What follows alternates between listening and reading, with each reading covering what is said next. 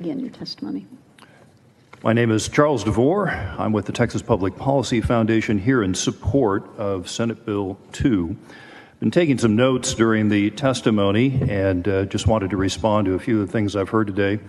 The concept of felon disenfranchisement goes quite a bit back in history to England. When someone committed a crime against the community, the thought was they should have less of a say in running that community.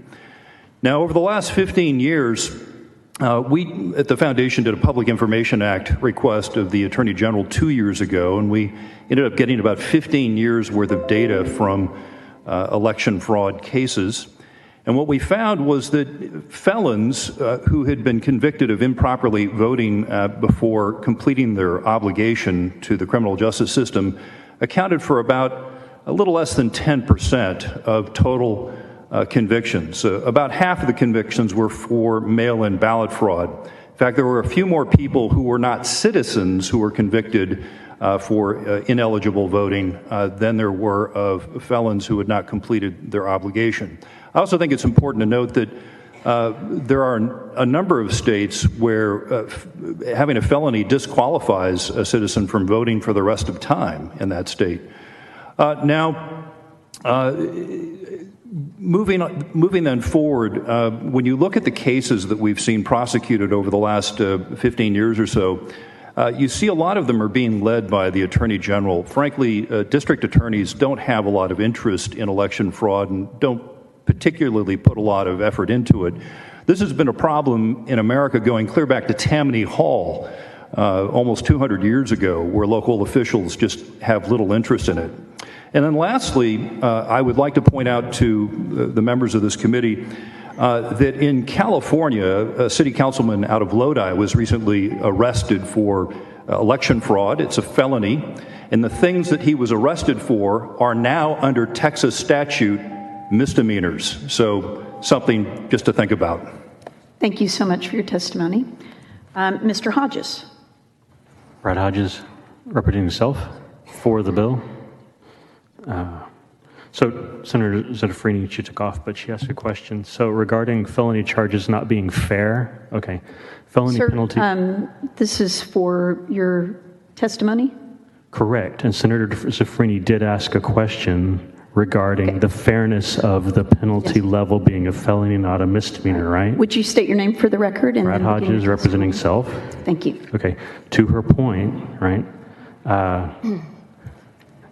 2 to 25 felony is good for sauce for the goose of dealing with when stealing money from banks for bank robbery. So 2 to 25 felony is also good sauce for the gander of stealing votes from the county courthouse, right? That is fair, right? Furthermore, prudent standards and scrutiny in place promote transparency and also direct accountability. So this bill is a good start, yes. But how about also strike at the root of the problem here? Move to adopt the same scrutiny standards to anyone with access to handling or mishandling ballots that banks already have in place every day for anyone handling money. And if not, why not?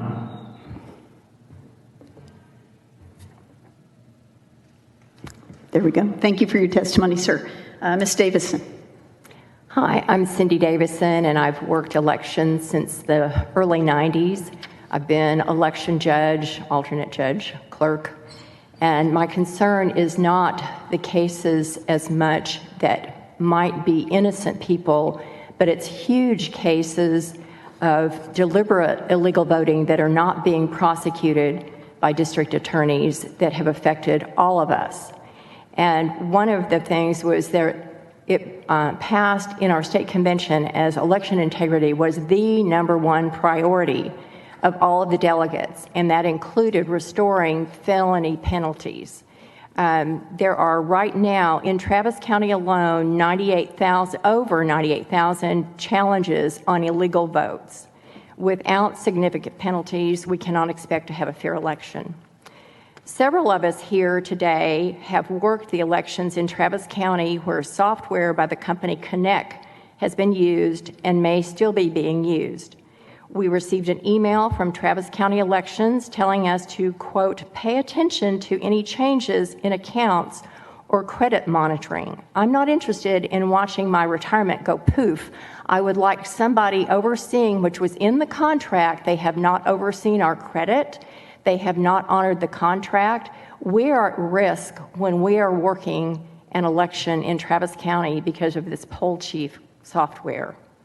This affects all of us, Democrats and Republicans. The CEO was arrested in October for theft of personal identifying information.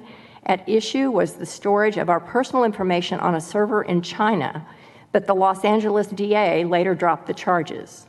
A lawsuit was filed this past Friday out of Texas asking to inspect Connect's electronic devices. Unless steps are taken to secure our elections, illegal voters will continue, and it will be increasingly difficult to recruit election workers. Please restore election fraud to felony status. Thank you so much for your testimony. Senator Betancourt, you're recognized for a question. Thank you, Madam Chair. Just Cindy, make sure I understand this. This Connex software tracks the pay for people, right? And you're saying that the CEO was arrested or charged, I'm not sure, for theft of personal identifying information. That was, assuming, not in Texas, but somewhere else? It was on a server in China. On a server in China, okay. And so what you're worried about is you've got this software that's identifying people for payment, and you're concerned that that it's not doing the right work or that the information can be used. Correct. Right, okay. And our children, by the way. It not only tracked our Social Security numbers, but apparently now they're tracking our children. So this is Democrats and Republicans. All of our information, Social Security numbers, voting history, job performance, all went to some server in China. Now, this was a pay package. So This was a how did we pay get package. into pass your Social Security number? I think that is the question. Okay, all right. And you know that's happening, or you think that's happening? That's what the CEO was arrested for, was for our information being found on a server in China. Okay, thank you. No, it's something I hadn't seen until now.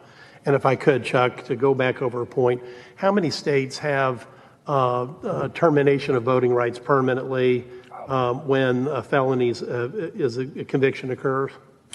I haven't recently updated that information. I know that Florida until recently did, and they changed their law, I think, about 2 years ago. But by any measurement, if you had a system like we do in Texas that allows for restoration of voting rights after their term of service has been completed for a felon, including their probated sentence, that would be certainly less severe in restoring a voting right as opposed to not. Is that? Yes, Senator. Right. So if we hear anything to the contrary, that just doesn't stand up to a logical test, correct? Yes. Thank you. Thank you, Senator. Are there any other questions, members?